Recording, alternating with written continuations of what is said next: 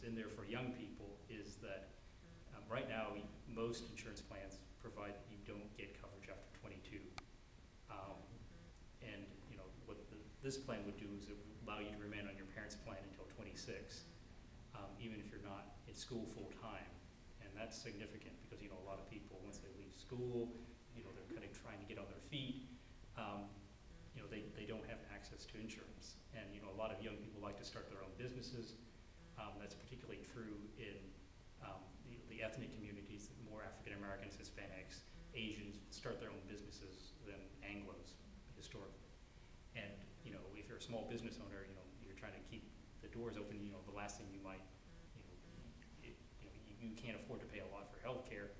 The ability to remain on your parents' insurance for a few years while you get started is significant.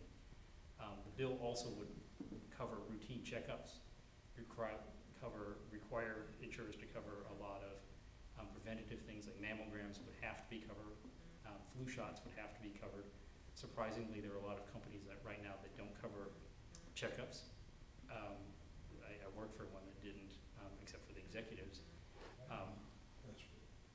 Some of them don't cover mammograms, some of them will not cover the flu shot.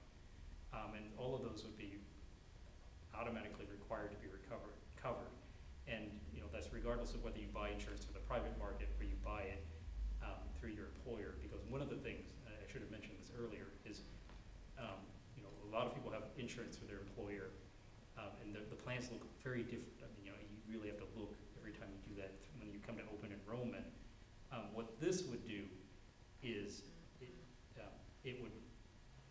there would be a framework established.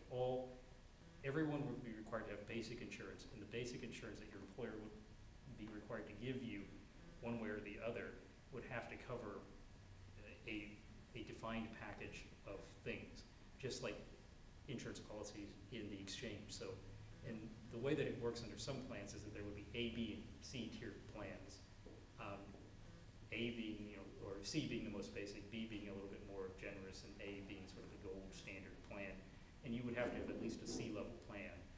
But every C-level plan, regardless of whether you work for TI or for the Veterans Administration or you know, or you're buying insurance from Cigna or Aetna on your own, would have to cover the same things. So it makes it very easy to shop for insurance because you're not looking at what the copays and, you know, okay, what does this cover mammograms, does it not cover that sort of thing. And it would be regulated for the first time at the federal level. Right now, insurance is regulated at the state level, and it's really not very good. So.